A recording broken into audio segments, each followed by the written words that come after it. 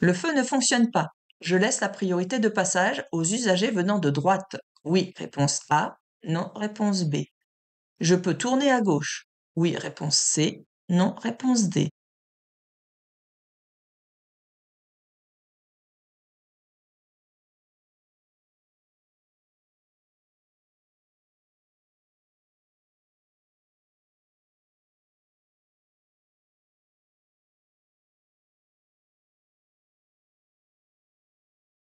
Donc, quand le feu ne fonctionne pas, on regarde le reste de la signalisation, donc les panneaux, les marquages au sol. Bon, là, on nous dit que on est sur une route à caractère prioritaire. Ça veut dire que si je continue sur cette route-là, je suis prioritaire par rapport à ceux qui viennent des côtés. Donc, ce n'est pas une priorité à droite. Je suis prioritaire. Si on est un peu curieux, on peut aussi voir sur le feu de droite. On devine le céder le passage aussi, hein. Donc, ça confirme bien que nous sommes prioritaires. Ensuite, on a ce panneau-là qui nous dit obligation d'aller tout droit. Je ne peux donc ni aller à droite ni aller à gauche. Je n'ai pas le choix. Donc là, est-ce que je laisse le passage aux usagers venant de droite? Non, réponse B. Est-ce que je peux tourner à gauche? Non, réponse D. Donc c'était B et D. Je dépasse ce cycliste. Oui, réponse A. Non, réponse B.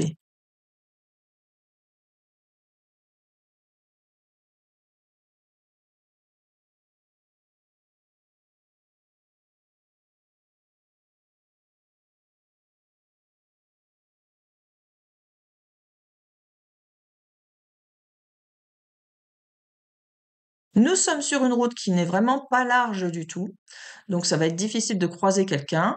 Ça sera pas évident non plus de s'écarter et de laisser les 1,50 m de distance de sécurité parce que là, on est hors agglomération.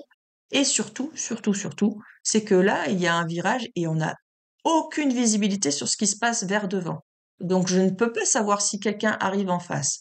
Donc là, je vais attendre de meilleures conditions pour décider de dépasser ce cycliste. Donc, je ralentis et je freine et je vais maintenir des distances de sécurité vers l'avant. Donc je ne m'approche pas trop du cycliste et je vais attendre le bon moment pour pouvoir dépasser. Donc c'était réponse B. Dans cette descente, ma voiture se met à glisser. Je freine. Oui, réponse A.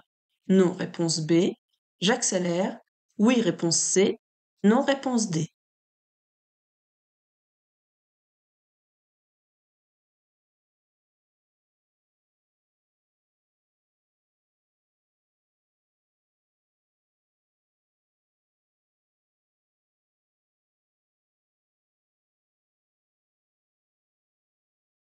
Donc si notre voiture se met à glisser, c'est parce que nos roues ne vont plus à la même vitesse que notre voiture. Donc il faut absolument que nos roues reprennent la même allure que notre voiture. Et ça, la seule solution, c'est pas de ni de freiner ni d'accélérer, parce que quand on glisse, on ne ressent pas la vitesse que nos roues devraient avoir.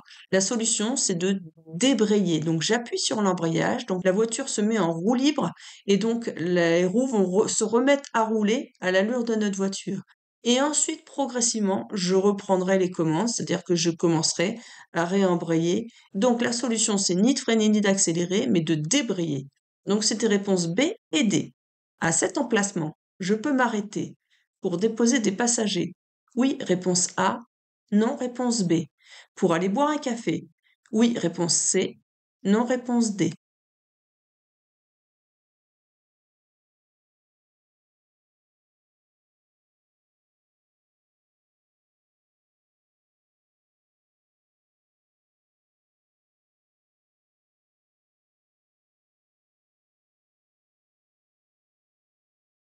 Là, vous avez vu sur le bord du trottoir, vous avez un marquage qui est discontinu jaune, donc des pointillés jaunes. Quand ce sont des pointillés jaunes, ça veut dire que vous avez le droit de vous arrêter, mais que vous n'avez pas le droit de stationner. Alors, un arrêt, c'est quoi? C'est uniquement pour déposer ou mettre des bagages dans votre voiture, ou laisser un passager descendre ou le laisser monter dans votre véhicule. C'est ça, un arrêt. Donc, est-ce que j'ai le droit de déposer des passagers? Oui, puisque j'ai les pointillés jaunes et c'est pas une ligne continue, donc j'ai le droit. Et pour aller boire un café, ça non, c'est pas un arrêt. Même si je reste juste à côté et que je vois mon véhicule, c'est pas un arrêt. Donc, c'était réponse A et D. À la fin de cette bande cyclable, les cyclistes seront prioritaires. Oui, réponse A, non, réponse B.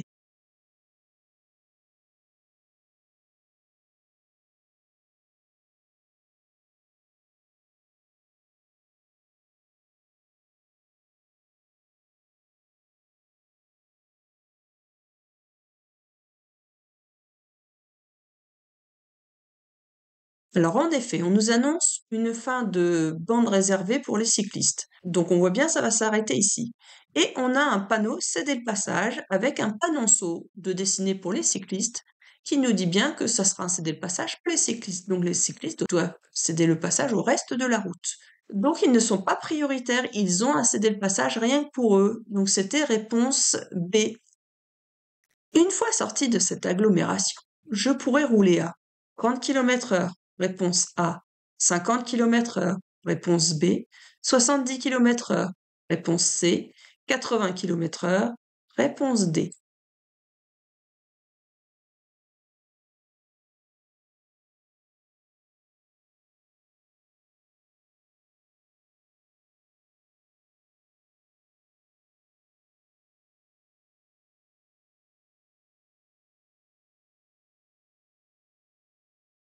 Alors, il ne faut pas se limiter uniquement aux panneaux sortis d'agglomération.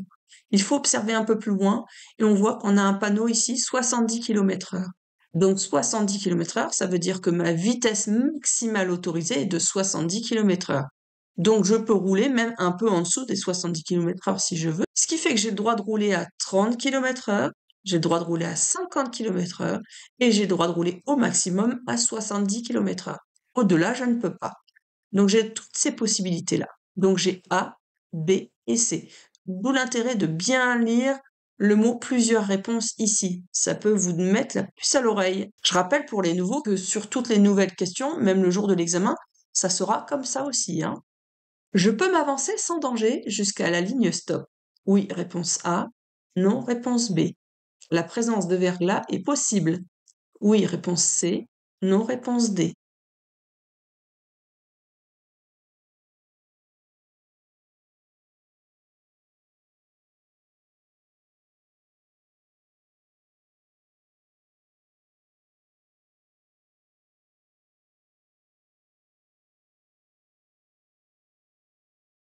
Donc là, on voit la neige. Et il y a peut-être un risque de verglas. Donc là, je réponds déjà à la dernière.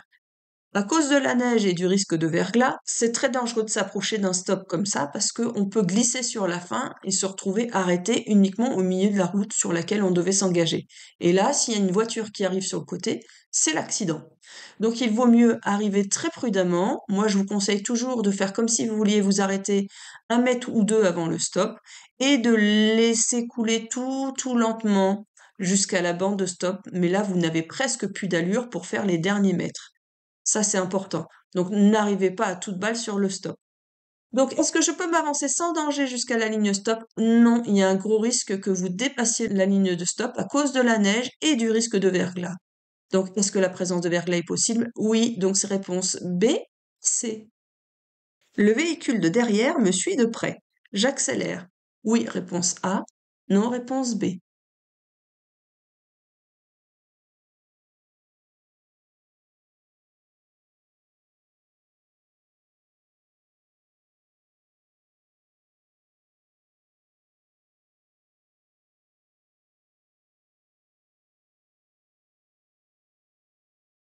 Donc, en effet, on voit bien dans l'encadré jaune, là, hein, ça, vous avez souvent des informations supplémentaires avec le nouvel examen du code de la route. Vous avez des encadrés jaunes pour vous aider à rechercher les choses quand même. Donc, on voit bien qu'il est super prêt. Et puis, on voit qu'il y a des travaux vers l'avant. La preuve, il y a un panneau temporaire qui nous dit qu'il y aura un rétrécissement de chaussée.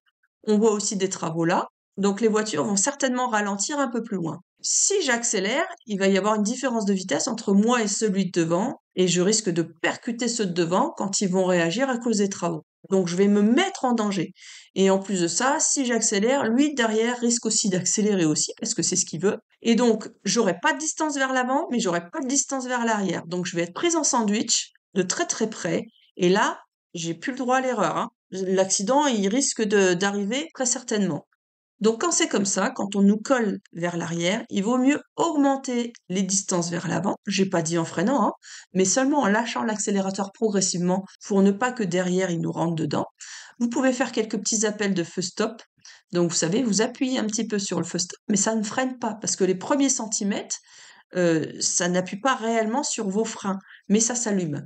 Donc, comme ça, vous prévenez que vous ralentissez. Donc, vous lâchez l'allure, Lui vous collera toujours d'aussi près de toute manière, donc ça ne changera rien par rapport à ça. Mais l'avantage, c'est que vous aurez de la distance sur l'avant pour pouvoir réagir très doucement s'il y a un freinage ou un arrêt.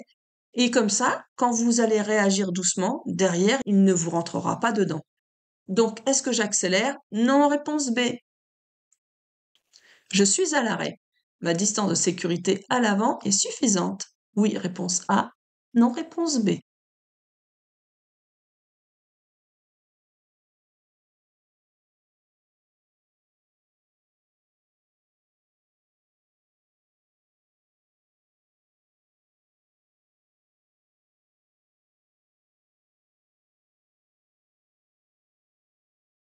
Alors, l'idéal, les distances de sécurité quand vous êtes à l'arrêt, c'est de pouvoir voir ça, ça va dépendre de votre taille, si vous êtes très grand ou très petit, mais au minimum, le bas du pare-choc et au mieux, le bas des roues. Ça, c'est les distances de sécurité à l'arrêt. Ça vous permet de pouvoir déboîter si celui de devant ne démarre pas, par exemple, et qu'il est en panne. Vous pourrez vous écarter pour pouvoir le dépasser et dégager la circulation.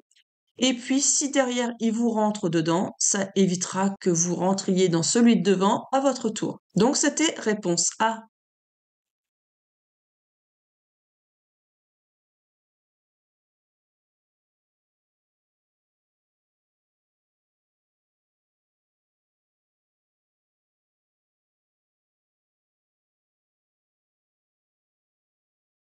Je circule au-delà de la limitation de vitesse. Oui, réponse A.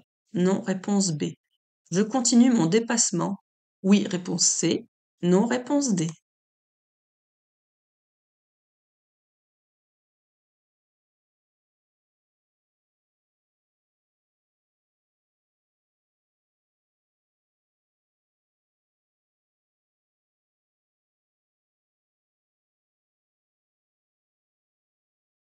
Donc, si on regarde bien ma limitation de vitesse ici, je suis donc à 114 km/h.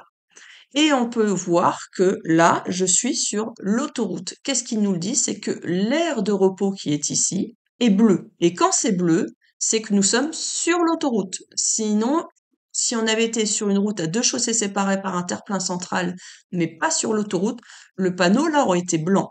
Donc là, dès que c'est bleu, vous savez que c'est l'autoroute. Donc si je suis sur l'autoroute, je suis limité à 130 km/h. Ce qui fait que là, je respecte sans problème ma limitation de vitesse. Je suis même en dessous de la limite maximale.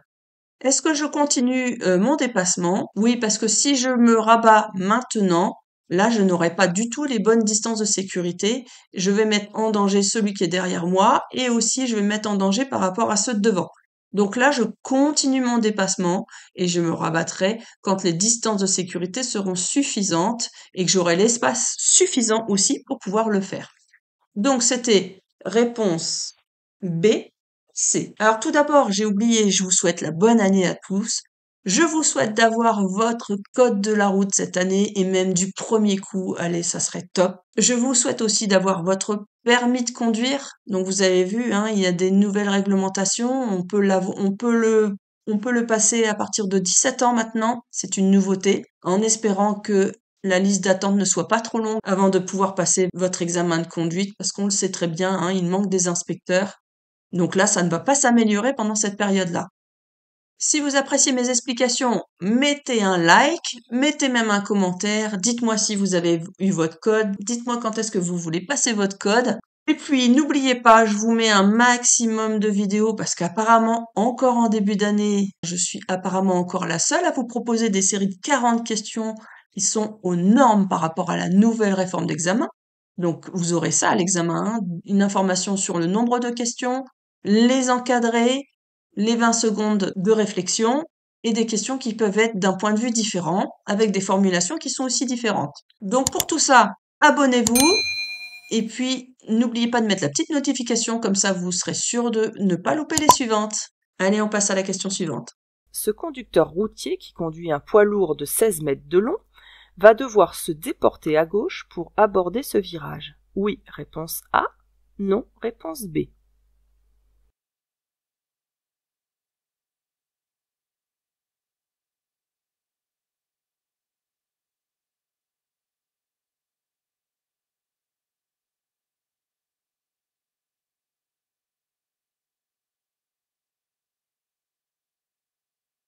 Alors ça, c'est un véhicule qui a un gabarit qui est énorme. Donc s'il reste bien dans cette voie-là, le devant va passer, mais le derrière, lui, il va couper la trajectoire et donc il va heurter, là, ici, le rocher. Donc pour que le derrière puisse passer, il va falloir qu'il avance un petit peu comme ça, qu'il empiète un petit peu dans la voie d'en face, pour ensuite pouvoir rejoindre sa voie. Parce que ça, on imagine que c'est les routes devant, mais la trajectoire des routes derrière, ça va être ici. Alors que il s'est écarté beaucoup.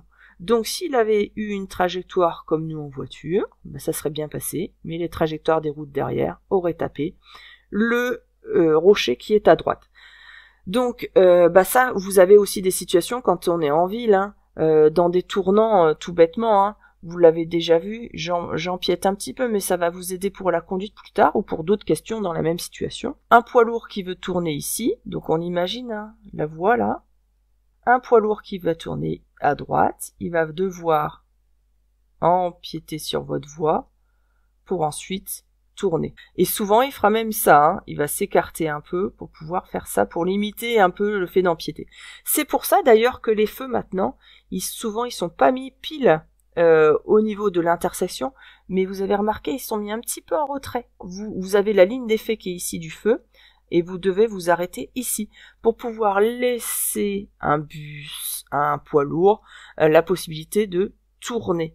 Et ça va être le même problème sur la gauche, c'est-à-dire que quand il va tourner à gauche, le devant va tourner correctement, mais n'oubliez pas que le derrière, lui, il va faire plus court. Donc il va aussi empiéter sur votre voie. Donc ça, quand vous arrivez dans l'autre sens, il faut aussi l'anticiper. Vous savez qu'un poids lourd va mettre une trajectoire beaucoup plus importante. Donc là, c'était réponse A. Je peux fumer une cigarette tout en effectuant le remplissage du réservoir d'essence de mon véhicule. Oui, réponse A. Non, réponse B.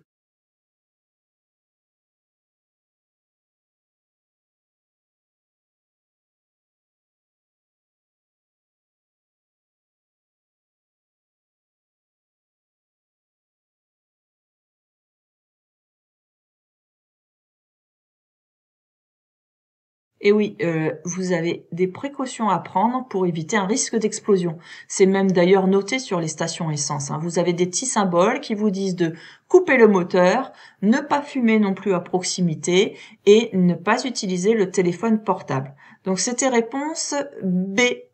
Un capitaine de soirée est la personne désignée pour rester sobre pendant la fête. Oui, réponse A.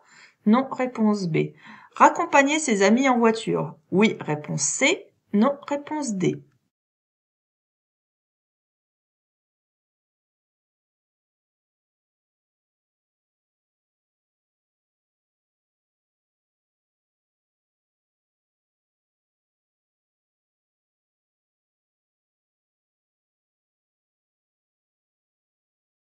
Et oui, en effet, un capitaine de soirée, c'est bien la personne qui est désignée pour rester sobre pendant toute la fête. Donc rester sobre, qu'est-ce que ça veut dire? Ça veut dire que je n'ai pas bu d'alcool, ok? Et que ça permet justement de raccompagner tous les copains en voiture sans mettre en danger qui que ce soit parce qu'il n'y a pas d'alcool dans le sang. Donc c'est réponse A et C. Le temps de réaction est 2 fois plus court à 50 km/h qu'à 100 km/h. Oui, réponse A. Non, réponse B.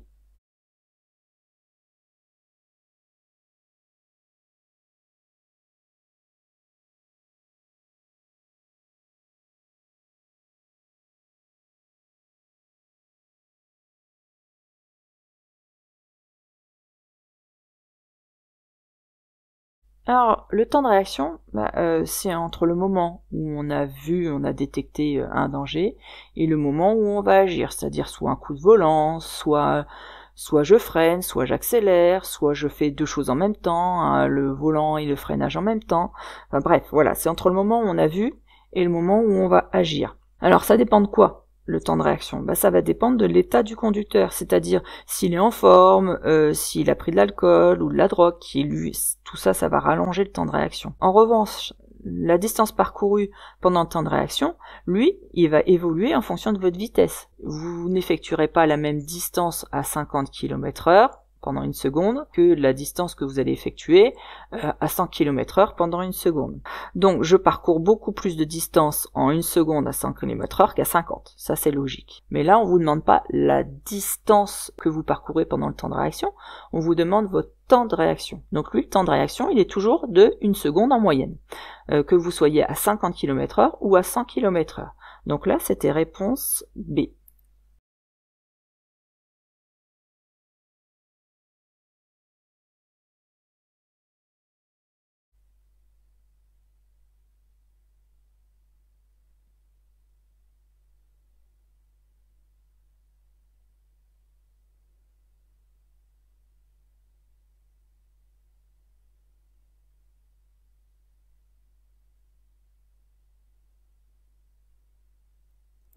Je dois laisser passer la camionnette blanche. Oui, réponse A. Non, réponse B.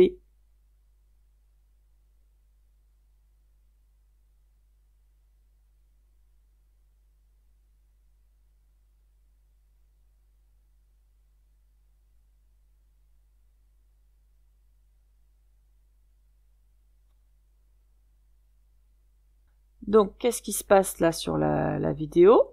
On est sur la voie de gauche, d'accord? Le feu était vert. On s'avance jusqu'au milieu. On laisse passer les véhicules qui sont en face.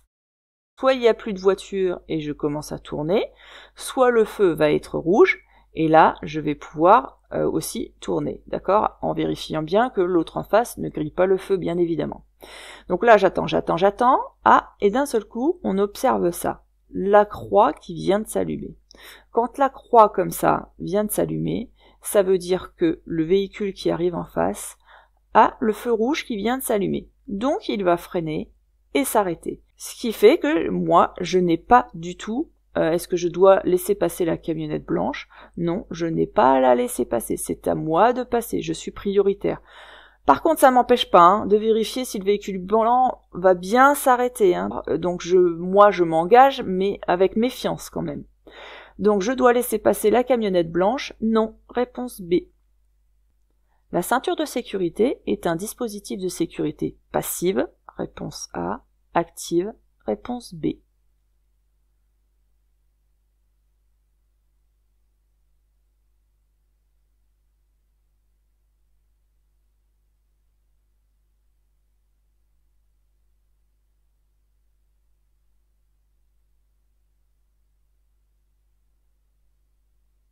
Alors, on va commencer par la sécurité active. La sécurité active, ça vous permet d'éviter l'accident ou d'essayer d'éviter l'accident, parce que c'est pas toujours possible. Donc ça agit avant l'accident, comme par exemple l'antidérapage des roues. La sécurité passive, elle a pour but de limiter les conséquences de l'accident pour que cela devienne moins grave. Donc ça agit au moment du choc ou après le choc. Je pense aux airbags, je pense à la ceinture. La ceinture, c'est même le premier élément qui limite. La ceinture, elle agit après le choc, parce qu'une fois que vous avez percuté quelque chose, vous allez être projeté, et donc elle va vous maintenir à l'intérieur de l'habitacle. Donc c'est une sécurité passive. Réponse A.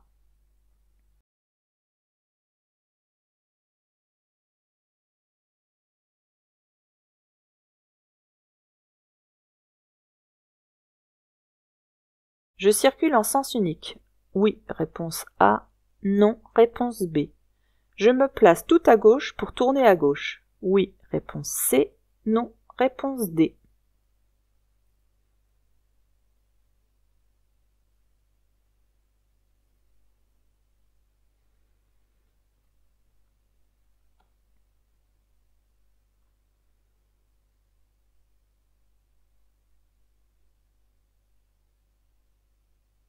Alors si on revient en arrière, vous allez voir que sur la droite, il y a bien le panneau circulation avec un cycliste qui arrive en face, d'accord? Vous avez la confirmation avec les marquages au sol qui sont ici, avec les cyclistes qui sont en face. On est bien quand même en sens unique puisque vous avez la ligne continue qui fait toute la largeur de la route avec un panneau stop qui fait bien aussi toute la largeur de la route. Ok? Mais vous avez rencontré en chemin les cyclistes qui peuvent arriver dans l'autre sens. Donc quand je vais me placer à gauche, je ne veux pas me placer complètement à gauche, mais je vais m'arrêter ici. En fait, la limite, je vais laisser une voie pour les cyclistes et moi je vais m'arrêter dans ce coin-là. Voilà, donc je circule en sens unique, oui, réponse A. Est-ce que je me place tout à gauche pour tourner à gauche? Non, réponse D. Je dois désactiver le limiteur de vitesse avant de m'engager dans cette agglomération. Vrai, réponse A. Faux, réponse B.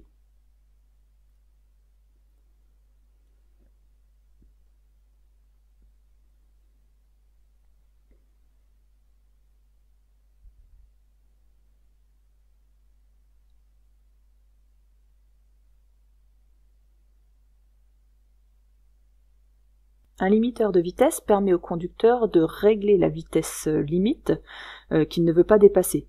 Donc s'il tente d'aller au-delà de la vitesse programmée, la pédale d'accélérateur devient inactive. Mais un fort appui sur la pédale d'accélérateur permet de dépasser momentanément cette vitesse en cas de besoin. Contrairement au régulateur, le limiteur, lui, peut être utilisé partout, dans toutes les situations, sur n'importe quel type de réseau, qu'il y ait du trafic ou pas de trafic, que ce soit en agglomération ou sur autoroute, parce que c'est comme si vous conduisiez la voiture normalement, comme d'habitude, mais elle n'est mécaniquement pas capable de dépasser la vitesse que vous lui avez fixée. Donc vous pouvez moduler votre allure en fonction de chaque situation de vent. Vous êtes toujours très réactif sur le frein et l'accélérateur, comme si vous n'aviez pas mis de limiteur. Donc là, c'est réponse B. On n'a aucune obligation de désactiver le limiteur puisque ça s'adapte partout. Réponse B. Avant de quitter un véhicule, il faut systématiquement serrer le frein à main. Réponse A. Fermer les vitres. Réponse B. Verrouiller les portes. Réponse C. Engager une vitesse. Réponse D.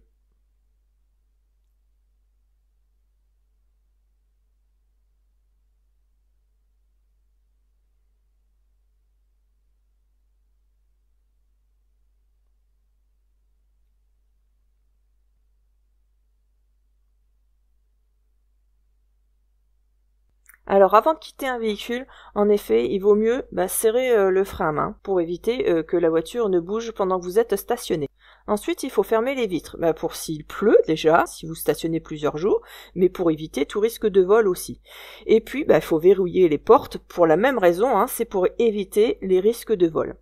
Concernant mettre une vitesse, engager une vitesse, ça on vous le conseille que si vous êtes dans une descente pour éviter que la voiture ne descende ou que si vous êtes en côte pour éviter que la voiture ne recule. Donc dans ce cas-là, on vous conseille, parce que le frein à main aura quand même des difficultés à bien maintenir votre voiture, donc là on vous conseille d'engager une vitesse, ce qui fait que ça bloque les roues grâce au moteur. Donc là, c'était réponse A, B et C. À l'avant d'une voiture, les feux de brouillard sont obligatoires. Oui, réponse A. Non, réponse B.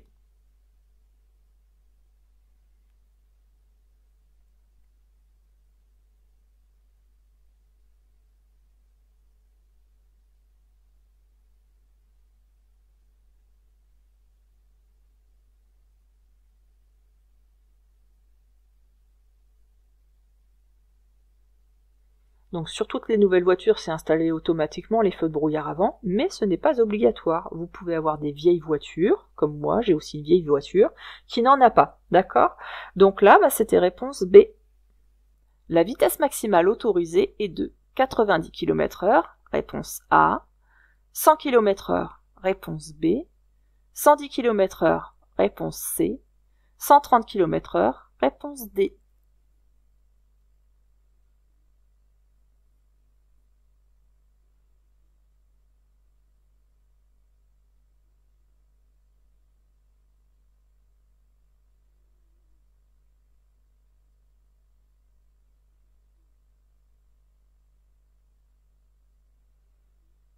Ici, vous avez un panneau bleu avec une indication de autoroute. Donc ça veut dire que nous sommes sur l'autoroute. Donc la vitesse, quand il fait un temps correct, quand il y a beau temps, pas de chaussée humide, pas de pluie, est de 130 km/h. Ok? À partir du moment où il pleut, la chaussée est humide, je dois descendre à 110 km/h. Donc là, vu les conditions, c'est 110 km/h. Moi, on me demande la vitesse maximale. Donc on me demande pas toutes les allures à laquelle je peux rouler, on me demande la vitesse maximale. Donc je n'ai qu'une seule réponse à donner, d'accord? Donc ma vitesse maximale autorisée est de 110 km/h parce qu'il pleut. Donc réponse C. Le panneau m'indique une voie réservée au tramway. Réponse A. Un passage de tramway à 50 mètres. Réponse B. Un passage de tramway immédiat. Réponse C.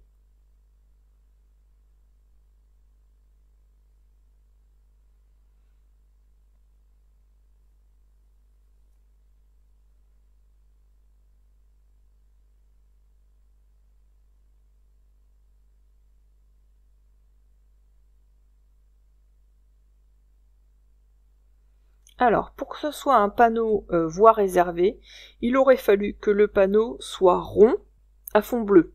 Là, il n'est pas rond, il est carré. Donc c'est un panneau d'indication quand c'est un panneau carré. Là, ça nous indique uniquement que je vais rencontrer des tramways qui pourraient traverser la route à hauteur de ce panneau-là. Donc ça nous informe tout simplement de ça. Donc ça n'est pas une voie réservée, puisqu'il n'est pas rond, le panneau. C'est bien un passage de tramway, mais il n'est pas à 50 mètres, il est immédiat. C'est un panneau de position, ça. Donc réponse C. Je viens juste d'avoir mon permis. Il est crédité de 3 points, réponse A, 6 points, réponse B, 9 points, réponse C, 12 points, réponse D.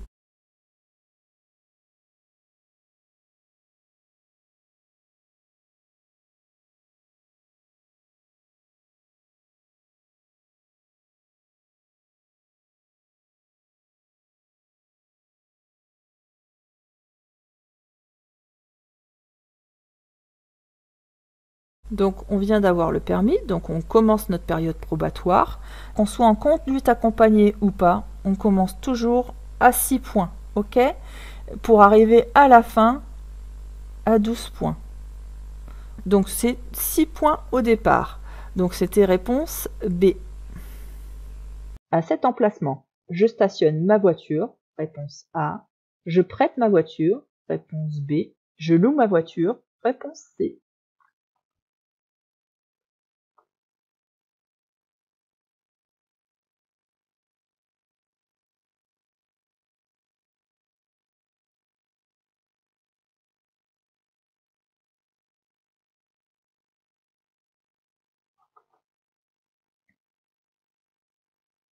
Alors, qu'est-ce qu'on peut voir d'écrit ici?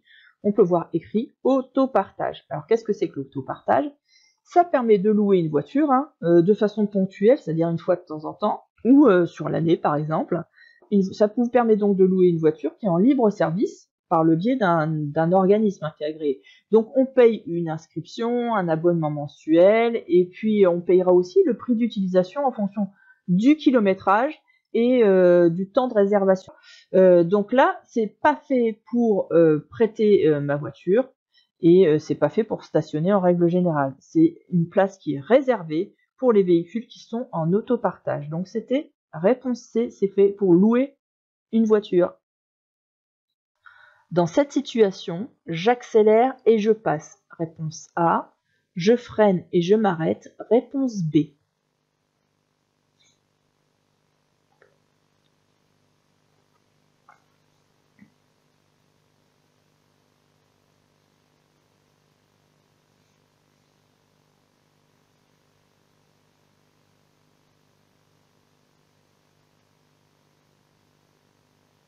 Alors, qu'est-ce qu'on peut voir? On voit qu'à droite, il y a un stop, donc je n'ai pas à m'arrêter pour le stop. Moi, je suis dans la voie pour aller tout droit. Et qu'est-ce qu'on constate? On constate qu'ici, il y a un passage à niveau avec des feux. Et là, les feux clignotent. Donc, dans la seconde qui vient, les barrières vont commencer à se baisser de chaque côté. C'est pas parce que je vois un agent d'entretien à côté que je vais me dire, oh bah, il a peut-être mis en fonctionnement les feux, mais il n'y a pas de train. Ça, je n'en sais strictement rien. Et les barrières, de toute manière, risquent de se baisser. Donc, dans tous les cas, quand j'ai un feu qui clignote comme ça, je dois m'arrêter. D'accord? Donc là, je freine et je m'arrête. Réponse B. Si vous voulez soutenir la chaîne, n'hésitez pas à vous mettre un petit pouce en l'air. N'hésitez pas à vous abonner pour avoir les séries suivantes. Et je vous souhaite un bon entraînement pour la suite et restez motivés. Une voiture bien entretenue consomme moins. Oui, réponse A. Non, réponse B.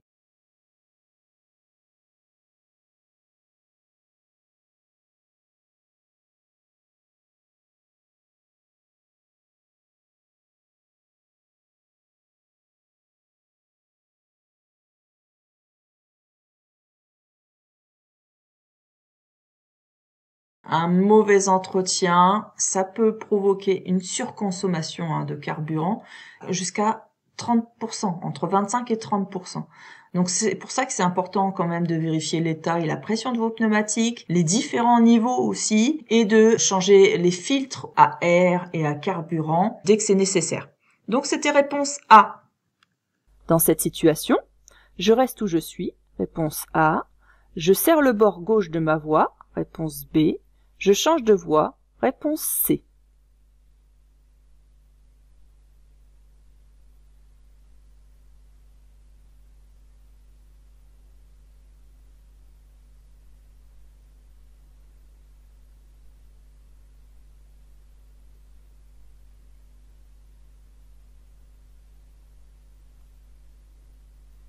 Là, on est sur la bande d'arrêt d'urgence. Ici, il y a des véhicules. Donc là, ça s'appelle un corridor de sécurité. On doit laisser un espace minimum entre ceux qui sont sur la bande d'arrêt d'urgence et ceux qui circulent.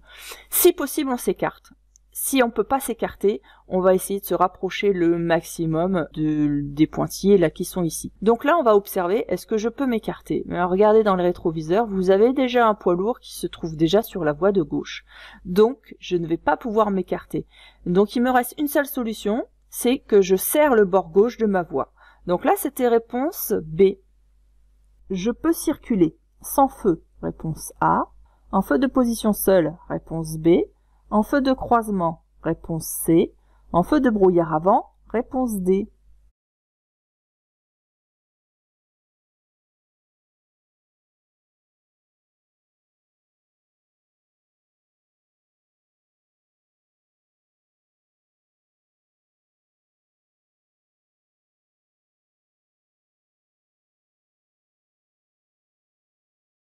Donc si vous avez du mal avec pareil les feux, vous avez vu j'ai fait une vidéo aussi sur l'utilisation des feux, savoir quand les mettre avec plein de petits exercices.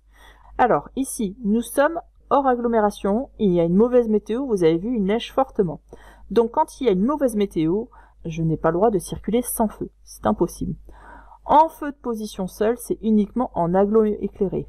Quand il y a une mauvaise météo, je dois mettre mes feux de croisement et en plus de ça, je peux aussi mettre mes feux de brouillard à l'avant, puisque à l'avant, j'ai le droit en cas de brouillard, neige et forte pluie.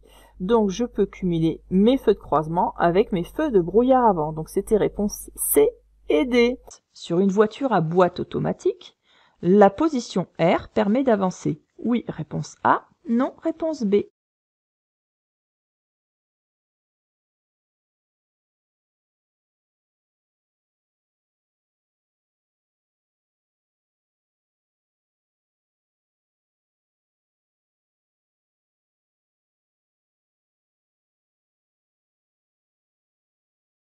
Alors, R, ça veut dire reverse. Mais ça veut, en français, vous pouvez vous dire R comme reculer.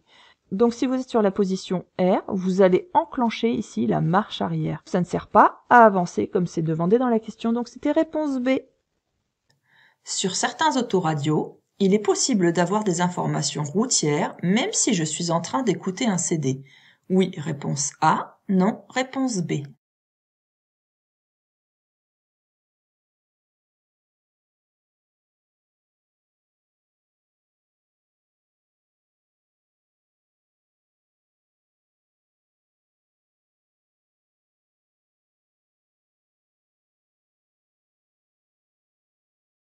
En effet, il est possible d'avoir les informations routières, et ça, même si j'écoute un CD. Ça s'arrête momentanément et ça bascule automatiquement vers la fréquence où la station de radio diffuse une information. Réponse A. Je viens d'activer l'airbag du siège avant côté passager. Oui, réponse A. Non, réponse B. Dans cette situation, sur le siège avant, je peux transporter un bébé de 7 mois dans un siège dos à la route. Oui, réponse C. Non, réponse D.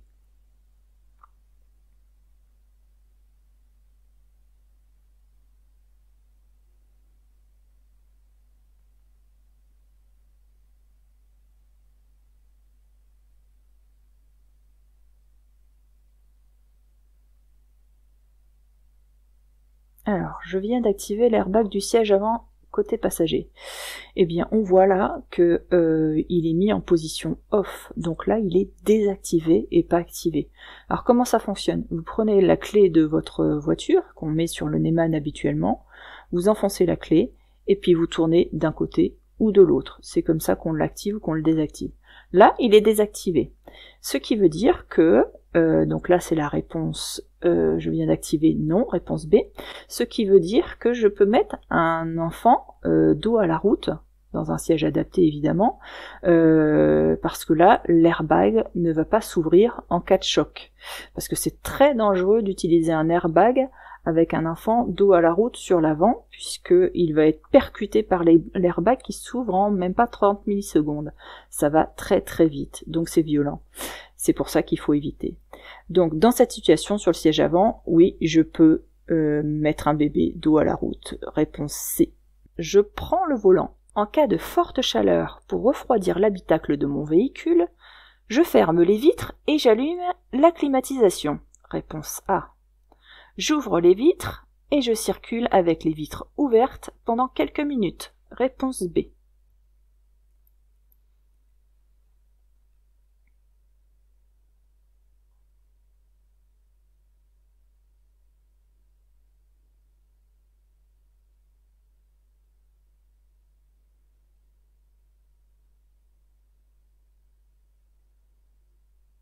Dans une voiture, quand il fait, vous voyez, à peu près 30 degrés à l'extérieur, dans une voiture, on peut très vite atteindre les 40 à 50 degrés à l'intérieur de votre voiture. Ce qui fait que si vous laissez les vitres fermées et que vous allumez la climatisation, elle aura un énorme travail à fournir pour refroidir votre voiture. Et en plus de ça, vous allez consommer plus et polluer plus. Donc l'idéal, c'est d'abord d'essayer de retourner à une température ambiante, une température de l'extérieur, donc d'ouvrir les vitres et de circuler un petit instant comme ça pour rafraîchir rapidement votre habitacle, et ensuite vous remontez vos vitres et vous mettez la climatisation. Donc là, c'était réponse B.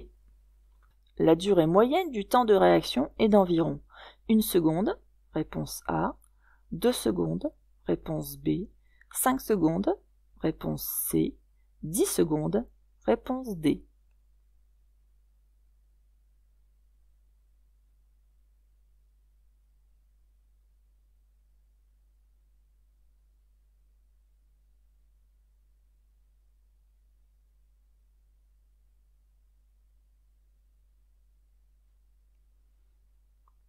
Alors le temps de réaction, c'est le temps nécessaire au conducteur pour analyser l'information, donc entre le moment où il a vu et le moment où il va décider de faire une action, c'est-à-dire soit un coup de volant, soit faire un freinage, soit faire comme le monsieur, hurler, paniquer et ne rien faire, parce que ça arrive aussi. Hein. C'est entre le moment où on a vu le danger et le moment où on va agir. En moyenne, il est de 1 seconde. Ça peut évoluer si vous êtes fatigué, si vous avez consommé de l'alcool, des médicaments, des substances illégales. Voilà. Donc là, c'est réponse A. Conducteur depuis 6 mois, je suis en infraction si mon taux d'alcoolémie est de 0,1 g d'alcool par litre de sang. Réponse A. 0,2 g d'alcool par litre de sang. Réponse B. 0,3 g d'alcool par litre de sang, réponse C.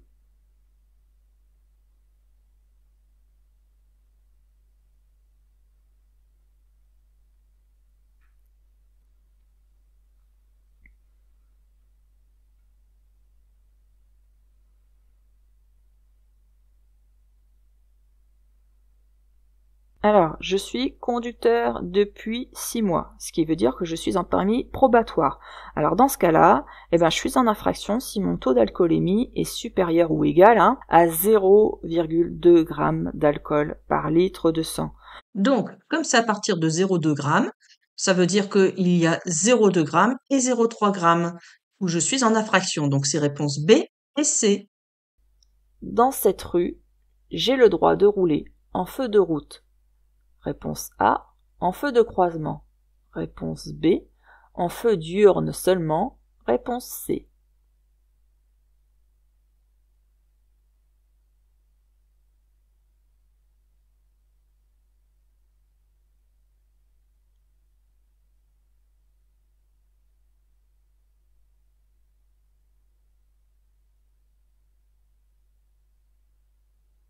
Là, je suis en agglomération, on voit les maisons, et il y a de l'éclairage.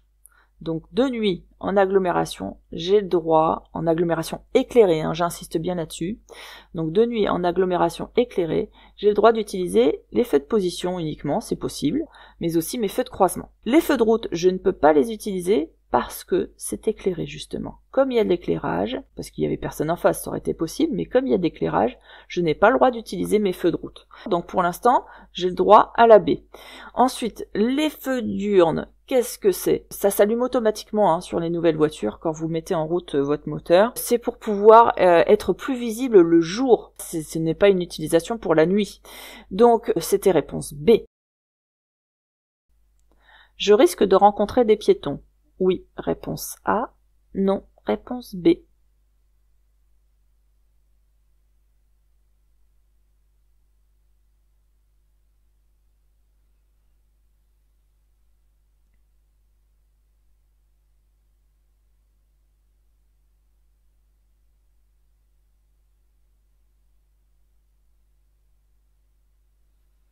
Donc on voit que sur cette route, il y a un panneau qui nous dit que les piétons sont interdits. Mais on a un autre panneau, là le panneau temporaire, qui nous dit qu'il va y avoir des travaux. Donc les travaux sont faits forcément par des hommes. Donc on peut très bien rencontrer des piétons, exceptionnellement. Donc je risque de rencontrer des piétons? Oui, réponse A. Choisir de circuler à vélo permet de moins subir les aléas de la circulation. Oui, réponse A. Non, réponse B. D'éviter les problèmes de stationnement. Oui, réponse C. Non, réponse D.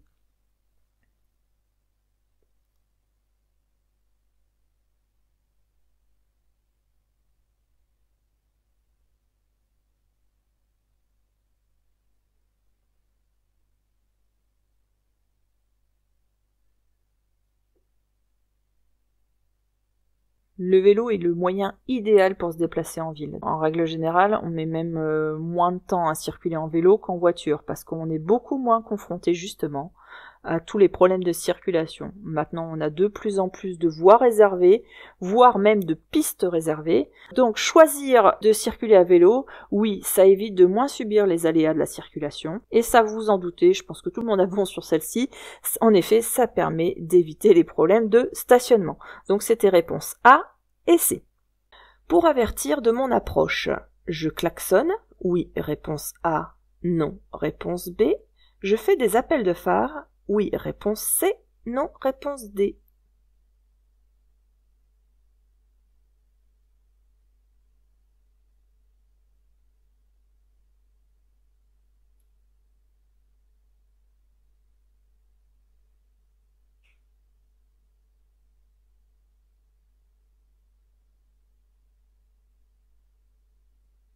Alors ici, qu'est-ce qu'on peut voir? On peut voir qu'on est sur une route qui est quand même très étroite. On est hors agglomération, il n'y a pas de maison, d'ailleurs on passe au niveau d'une forêt domaniale.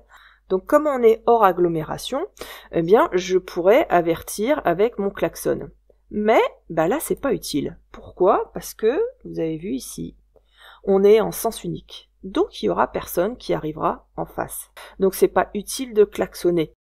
Faire des appels de phare, c'est pas utile non plus. Pourquoi? Parce que il y aura personne qui arrivera en face parce qu'on est en sens unique, et en plus de ça, de jour, c'est pas visible. Par contre, je vais quand même ralentir pour s'il y a des piétons de l'autre côté ou un obstacle. Mais je ne klaxonne pas et je ne fais pas d'appel de phare puisque je suis en sens unique. Donc là, c'était réponse B et D. En cas d'aquaplaning, je freine, réponse A. Je lâche l'accélérateur, réponse B. Je maintiens la trajectoire, réponse C.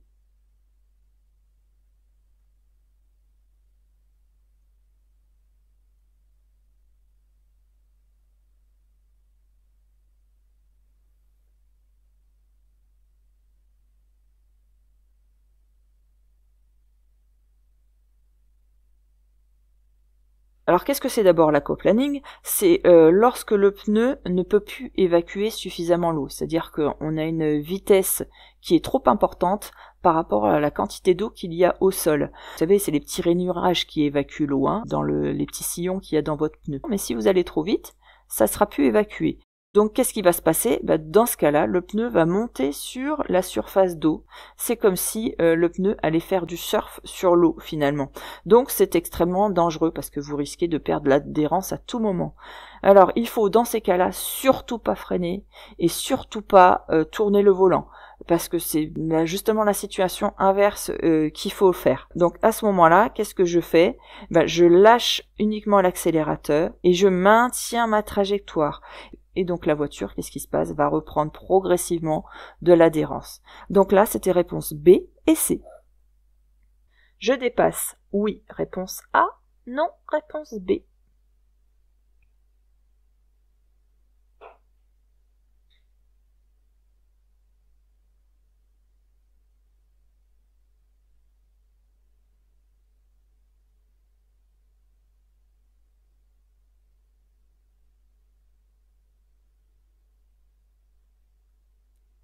Alors, on a un marquage qui nous dit, là de notre côté, là si on a les pointillés de ce côté-là, ça veut dire qu'on a le droit de dépasser, à ne pas confondre avec ce marquage-là.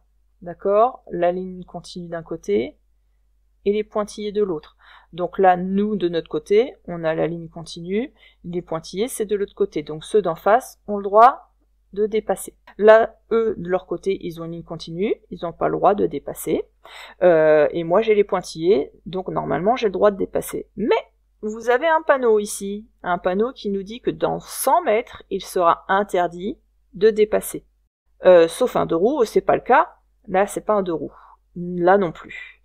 En plus de ce panneau-là, si on dépasse le premier véhicule, on n'aura pas l'espace nécessaire de sécurité entre lui et moi qui vais me retrouver au milieu, et entre moi qui suis au milieu et celle de devant. Donc on n'a aucune des conditions réunies pour pouvoir dépasser devant moi. Donc là, c'était réponse B.